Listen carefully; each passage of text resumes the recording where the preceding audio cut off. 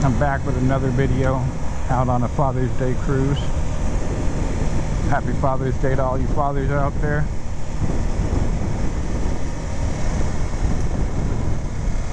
Today what we're gonna do is go on a little cruise through Redondo. Through Redondo and Dash Point. Not very often you can actually get out at this time of the year to ride, unless you want to ride in the rain. I sure in the hell don't. But today we're going to talk about the pros and cons having a smaller CC bike. You know, we'll do a short review on the RC 390, and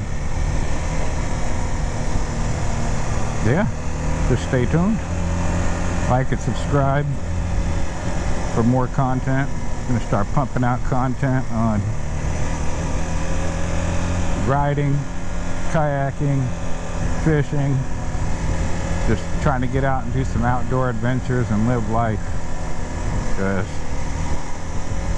yeah, sitting in a chair watching a computer screen just eats at you. So a waste of your life, man. Don't do it. Don't do it. Spent too much of my time watching the computer screen.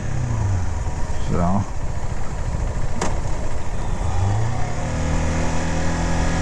it's a beautiful view down here today. It's real windy out there from the looks of it. But yeah, that's what we're going to be pumping out. So my channel is primarily going to be about getting out and enjoying life, going on rides, maybe a little bit of work stuff, kayaking, fishing, just all out enjoying life, man. Trying to keep them good vibes. But other than that, what we're going to talk about today is this RC 390. How much fun I've been having on it as a new rider. You know, definitely not super experienced, but I already went and did my MSF courses. Those were pretty enlightening and fun. You know, taught me a lot about how to ride, when to ride, and where to ride. So I think my vents are closed. I'm like fogging up here. There we go. But so far I've been enjoying riding myself. As coming from a new rider on the RC 390, I tried riding before. I had like a Katana, I don't know, Suzuki or Kawasaki, but it was Katana 750. I bought it up at Craigslist, had quite a few little problems with it. When I first bought it, I didn't have a clutch cable at all. Like someone ripped the clutch cable out. So I got a replacement clutch cable, installed that, and it started working just fine. And then come to find out, after I started riding it, it was like I had no friction zone. You know, when you pull your clutch, and you got that friction zone like that right there. I didn't have no friction zone with that bike. And I just got tired of messing around with it. I had to pull it off and clean the carburetor out because the carburetor was clogged. There's just too many problems with that bike. So I ended up getting rid of it. And when I got rid of that, I just didn't ride for like probably 4 years, 3-4 years. And then I was looking online and watching cycling videos and stuff like that. And ended up coming across this bike, and anybody who actually knows me knows my favorite color is orange. So when I seen the KTM GP Moto, is a Moto GP edition, which is all orange, straight orange bike, I was like, yeah, I gotta get that.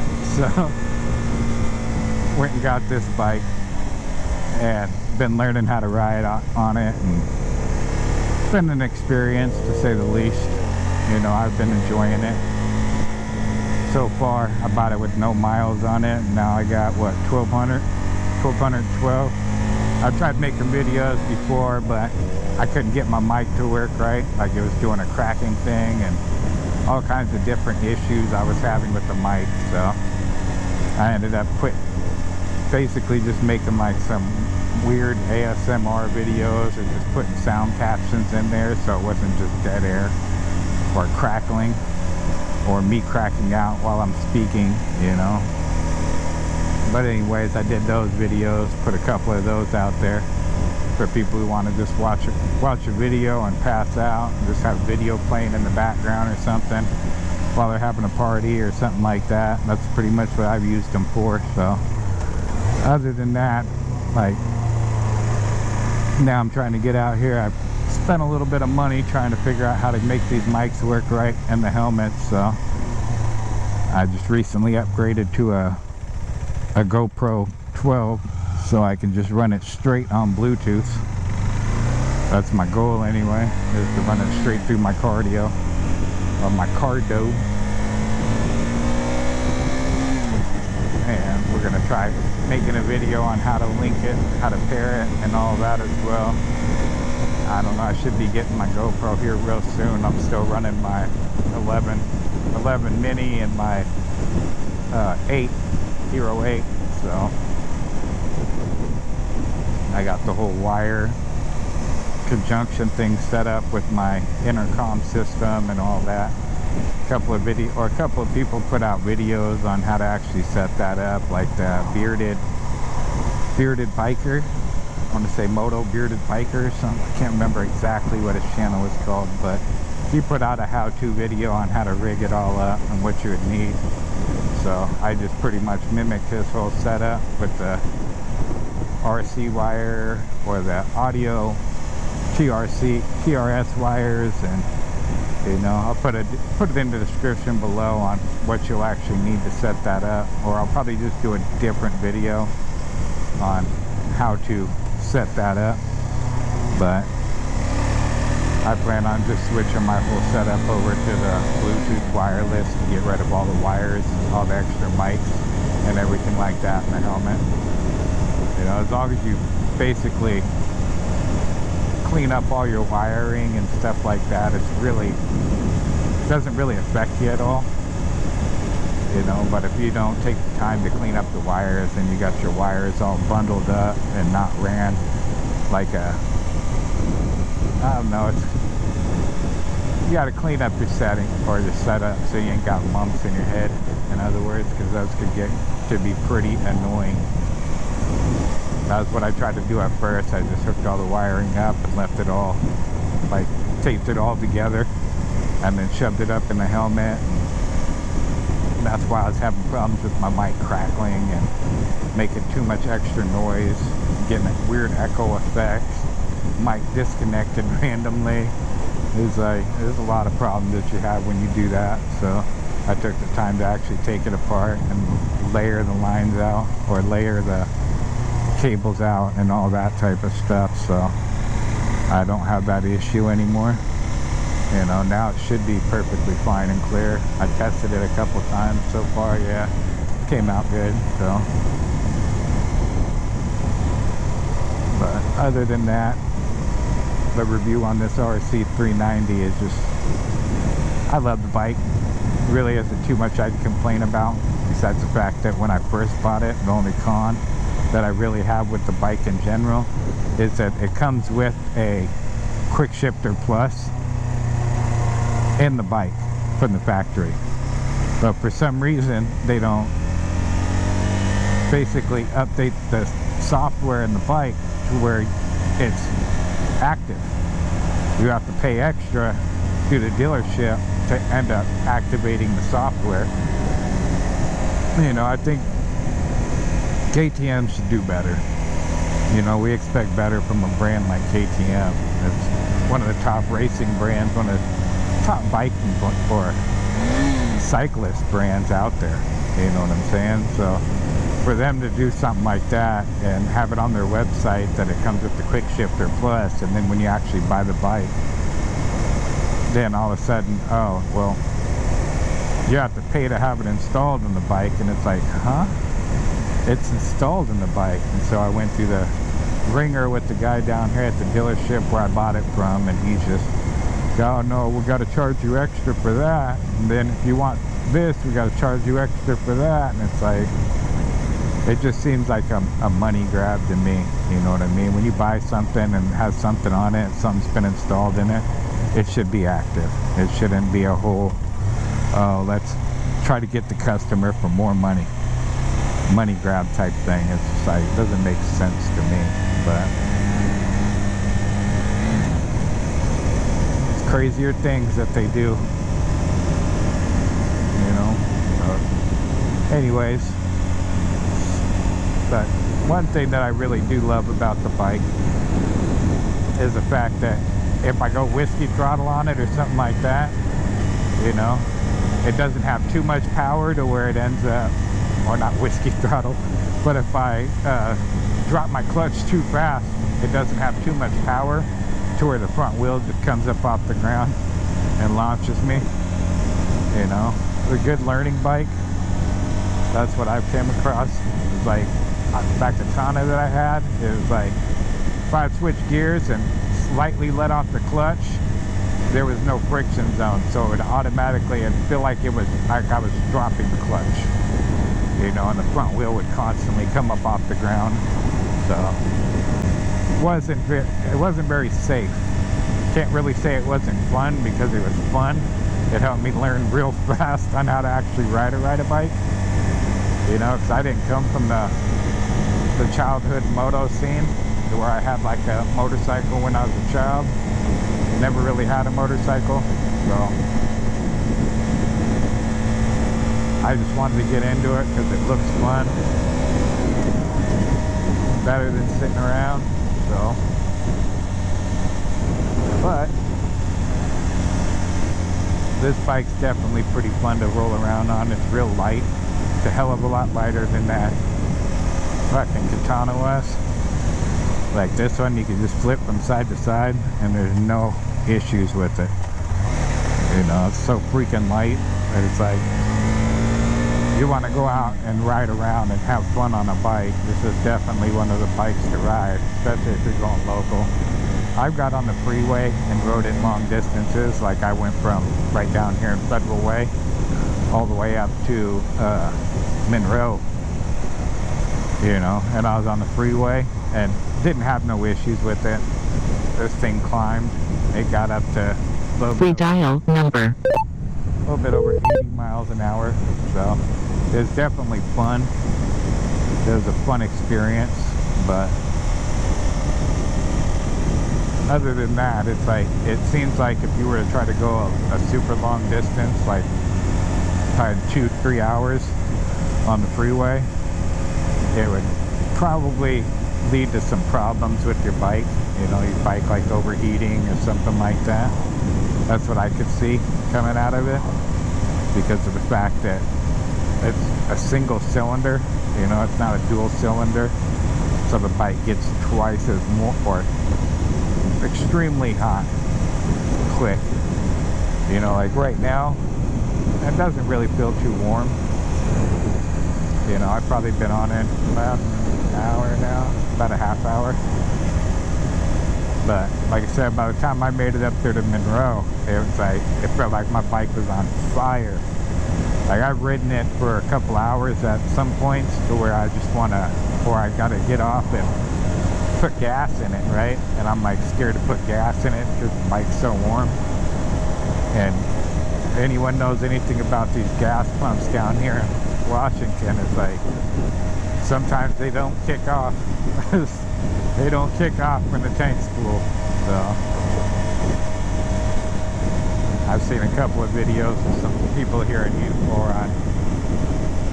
on YouTube of some people here in Washington that's had the same issue. They'll put the pump in the gas tank, put it on the pump, and they'll just sit there while they're sitting on their bike and everything, and the pump will just overflow, won't kick off like it's supposed to when it hits that backflow stage. So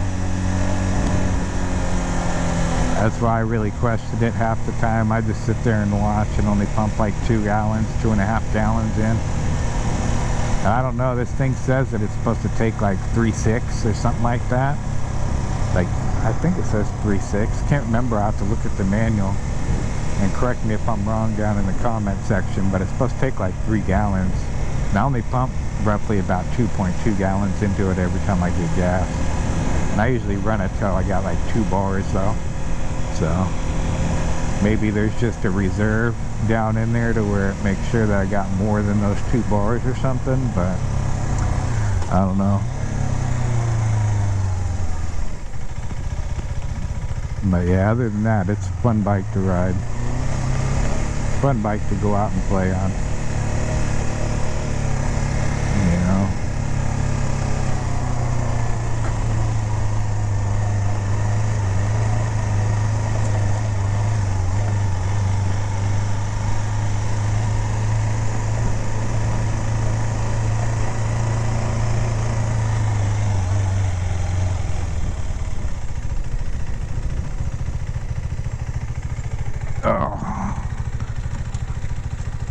That front brake is touchy, bro.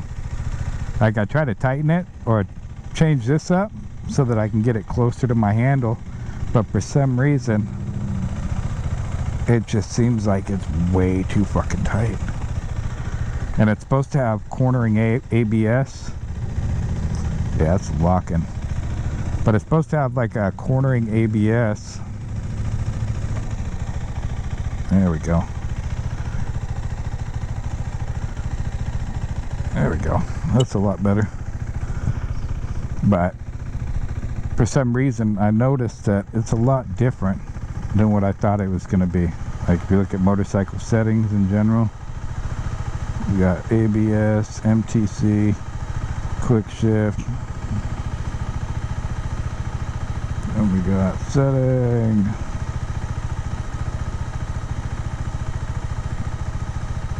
Yeah, see, cornering ABS. I'm assuming that that's one of those extra functions that you have to pay for as well, because for some reason I have no option for it. You know, it says extra function, like moto traction control, you know, cornering ABS, and I have no access to it. So I'm assuming that's another one of those money grab things that they're trying to get you to pay extra for, even though they've got it installed on the bike and they promote it on their website. So it's like, sometimes I wonder what the whole gimmick's all about and how people actually buy it. Like, if I would have known it didn't come with that stuff and they just represented that stuff on the website, I would have never bought the bike. I would have just went with like a Yamaha, the R3, maybe even the Kawasaki 400 KRT. But other than that, it's a pretty fun bike. It's a KTM RC 390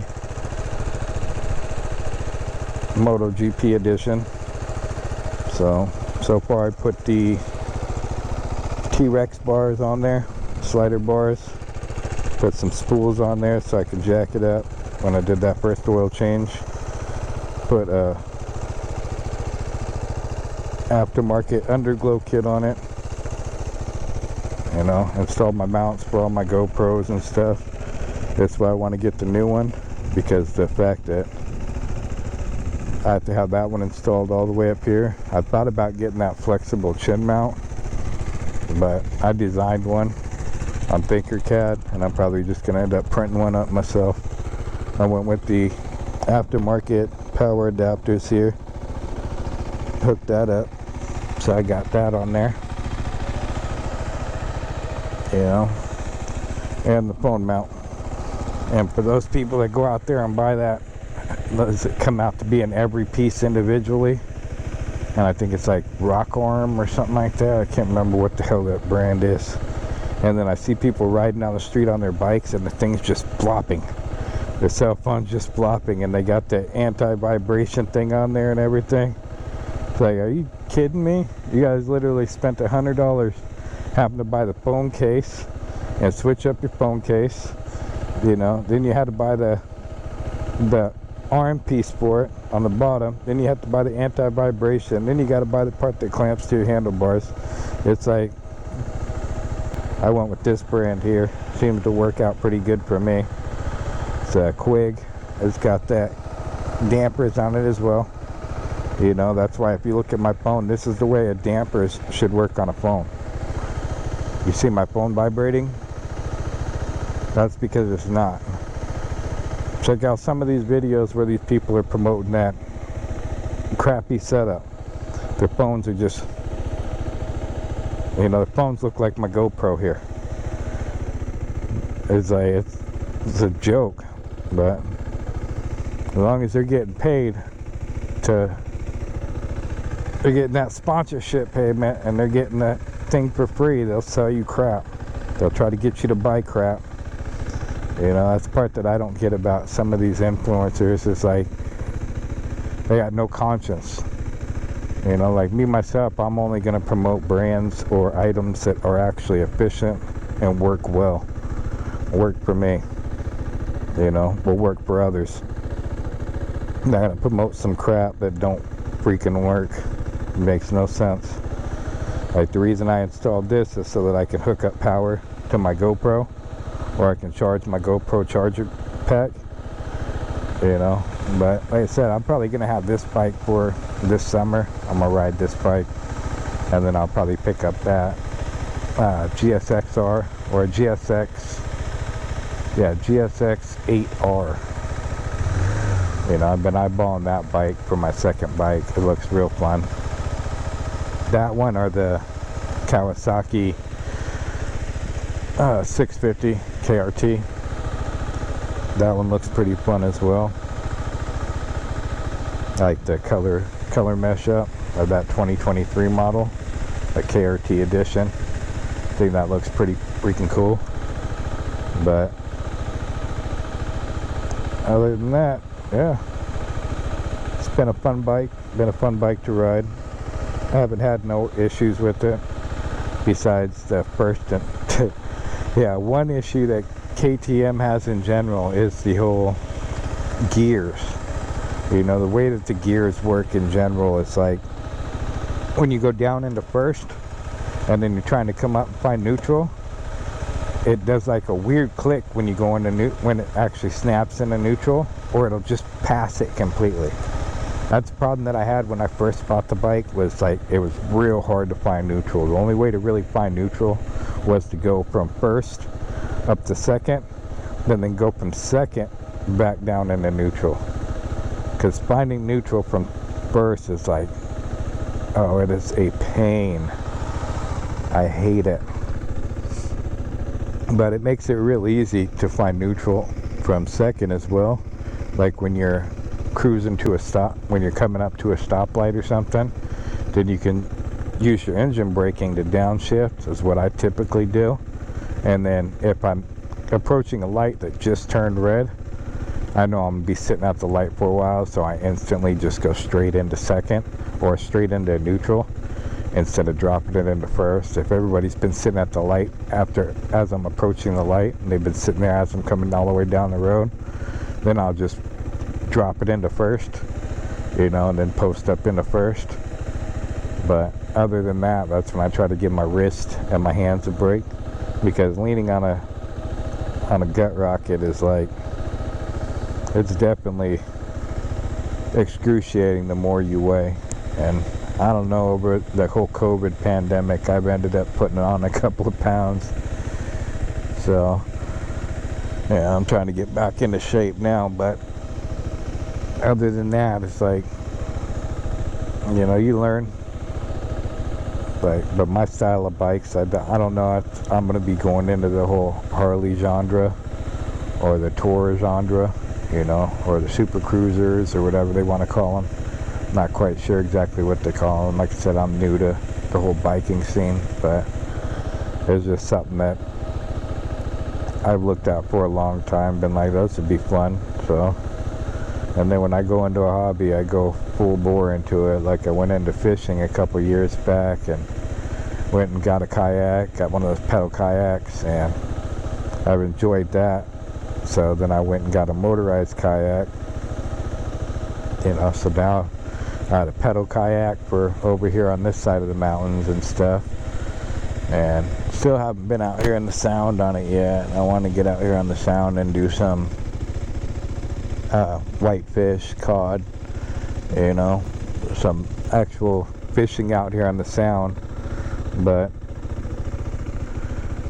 yeah, I gotta find a buddy to go fishing with on a kayak out here, because it's not really safe to go out there by yourself.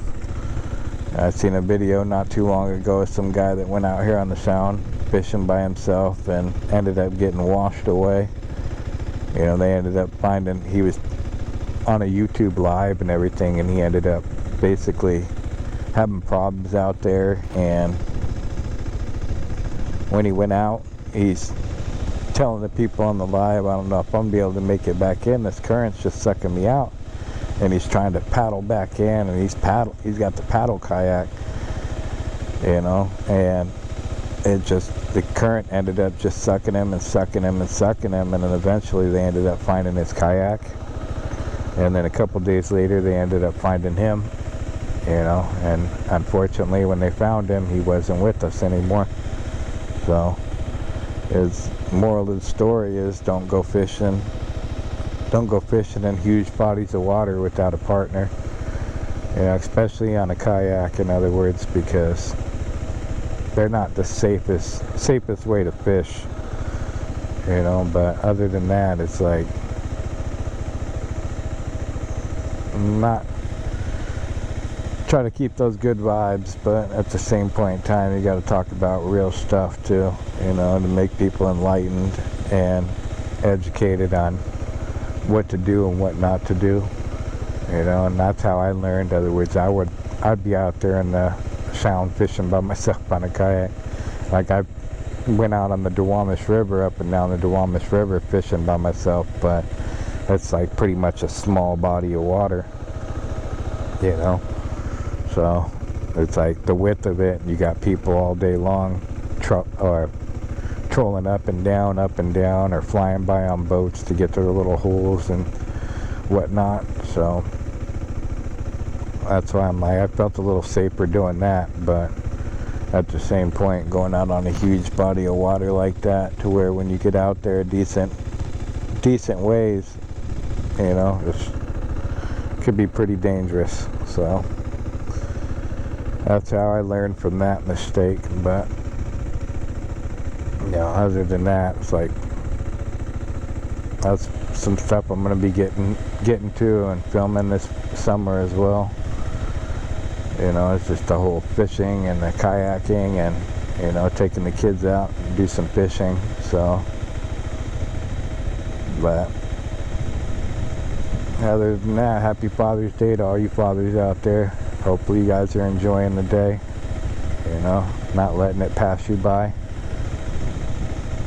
All you kids out there watching, make sure you tell your dads happy Father's Day, because sometimes we might not show how much we appreciate it, but we do, you know.